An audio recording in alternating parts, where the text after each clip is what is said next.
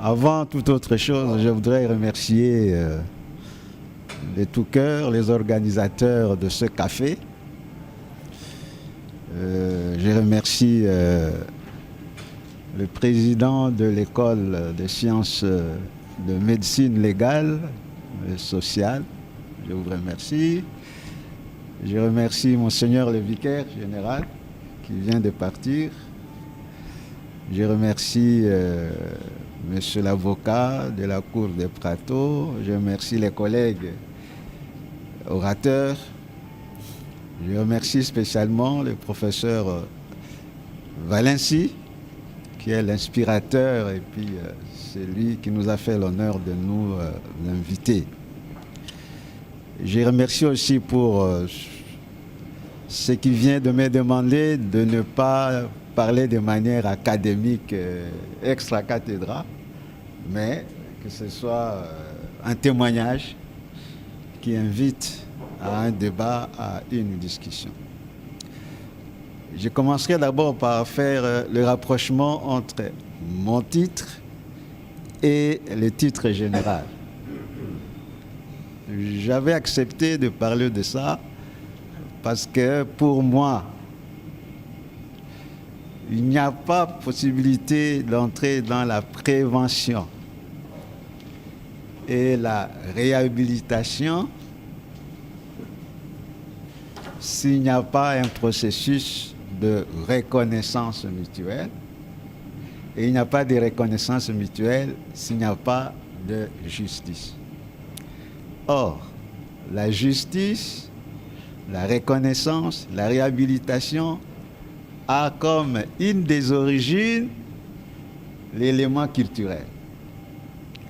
Il n'y a pas la justice en général, il y a des justices selon les différents codes, selon les différents contextes, selon les différents acteurs, agents de justice, que ce soit les juges, les avocats, etc.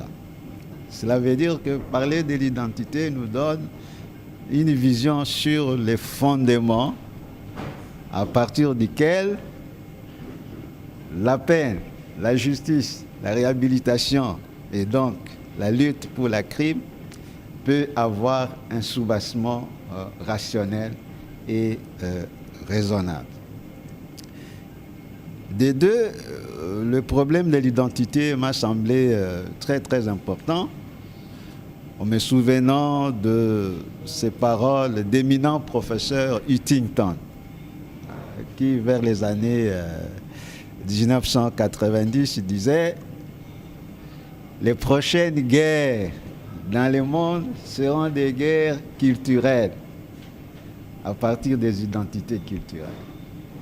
Les grands conflits mondiaux seront des conflits à partir des conflits identitaires et culturels. » Et si nous regardons aujourd'hui, on parle beaucoup de l'immigration, des réfugiés, des rencontres des cultures, de la considération des différentes catégories de gens, ceux qui sont étrangers ou pas étrangers, ils sont américains ou européens, ceci, tout cela a comme fondement la culture.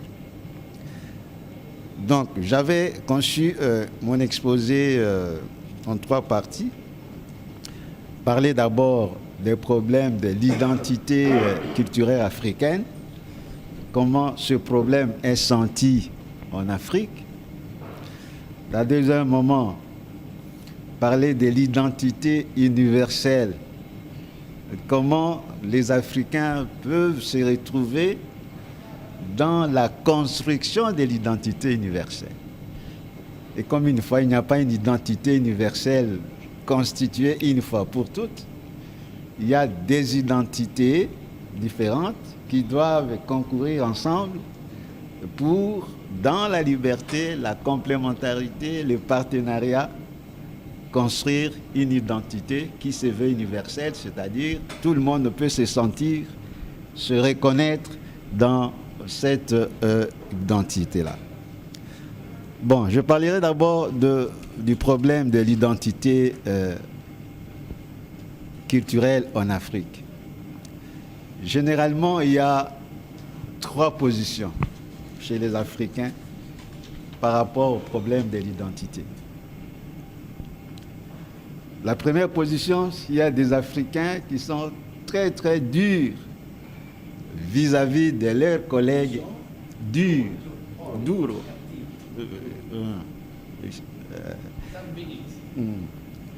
vis-à-vis des intellectuels africains qui à tout moment rejettent la responsabilité de leur situation aux autres. C'est la faute des Européens, c'est la faute des Américains, c'est la faute du colonialisme, etc. Et qui cachent les faiblesses de leur propre culture, qui n'ont pas un regard critique à partir de leurs propres faiblesses. Il y a une catégorie des Africains qui écrivent. Il y a surtout 2 Camerounais, vous lirez ça, et Touga Mangel et Kabou Axel. Pour eux, la situation actuelle de l'Afrique a comme premier responsable les Africains eux-mêmes. Ils doivent d'abord regarder leurs propres faiblesses. Ils doivent d'abord dire pourquoi dans la compétition internationale, ils ne sont pas compétitifs. Et pourquoi est-ce que dans leur culture, ils veulent cacher leurs propres faiblesses et rejeter toujours la faute aux autres. Donc pour eux, c'est une mauvaise appréhension du problème de vouloir rejeter toujours la responsabilité aux autres à cause du colonialisme. Il dit, ce sont des faits qui se sont passés dans l'histoire, mais maintenant nous devons regarder la situation actuelle. Après 50 ans d'indépendance, après 60 ans d'indépendance, pourquoi est-ce que l'Afrique... Il veut créer une Afrique nouvelle. Oui, voilà. Vous voulez Oui, changer la mentalité. Voilà, ça c'est la 3e position. Donc, première catégorie, des Africains qui rejettent la faute de la situation d'Afrique aux Africains eux-mêmes. Deuxième catégorie des Africains, ce sont ceux qui sont contre cette position-là, qui disent que dire que la faute revient aux Africains, c'est trop facile d'excuser, facile, être trop facile. Ouais.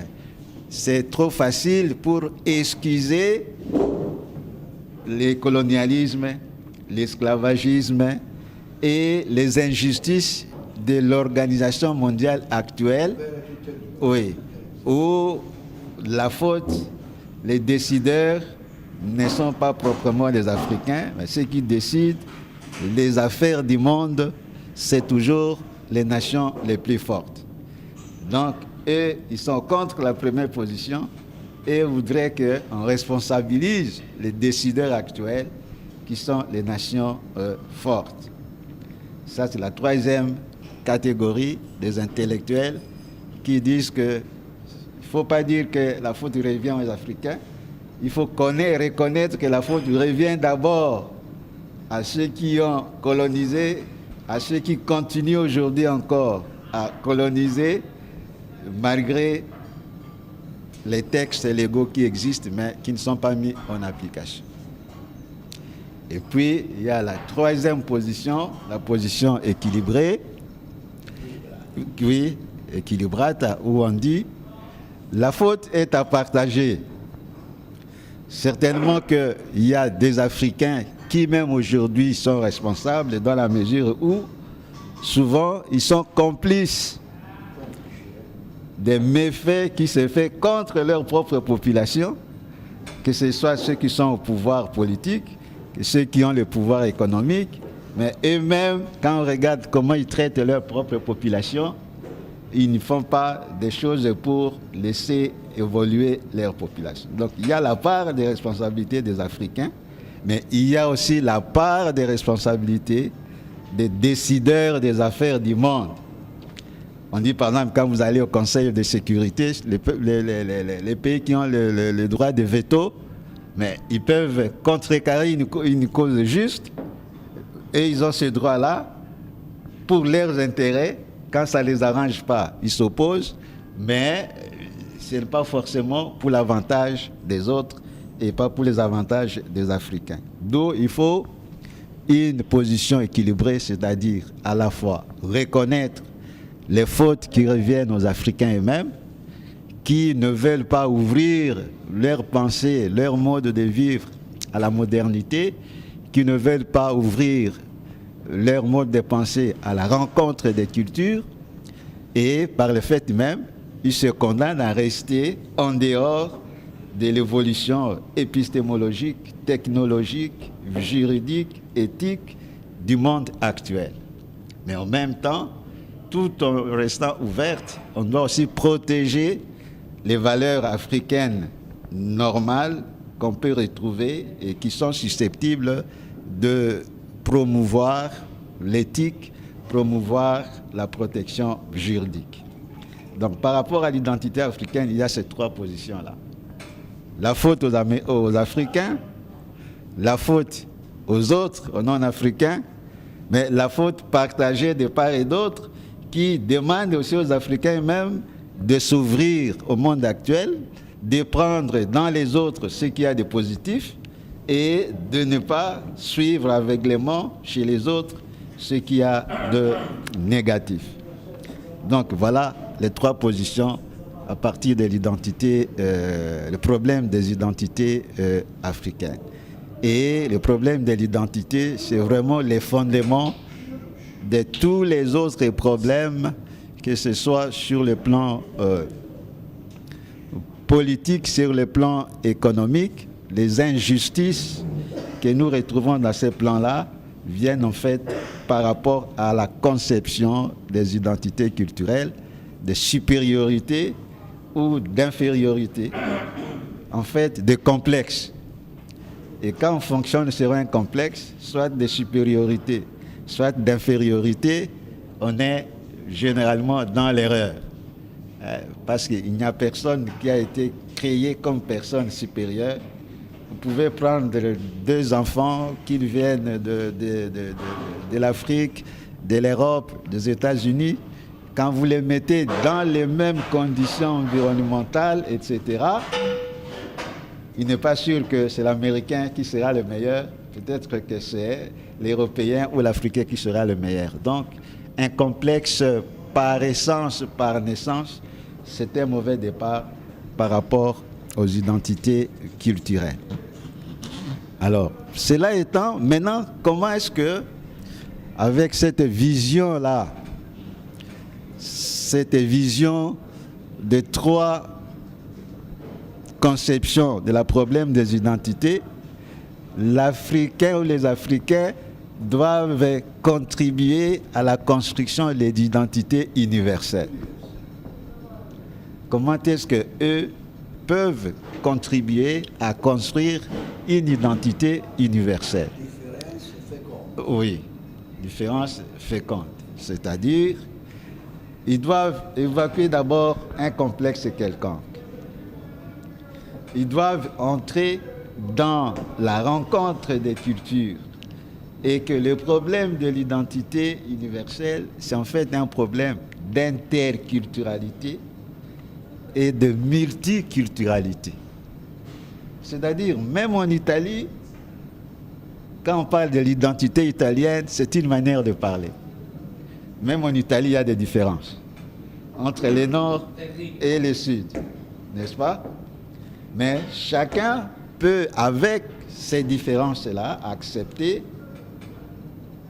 construire une nation italienne, une manière italienne de voir les choses, une manière européenne de voir les choses et une manière universelle de voir les choses. Pourquoi est-ce qu'il y a des guerres? Pourquoi est-ce qu'il y a des conflits? Quand quelqu'un sait qu'il n'est pas reconnu dans sa dignité. Et être reconnu, il y a trois dimensions essentielles.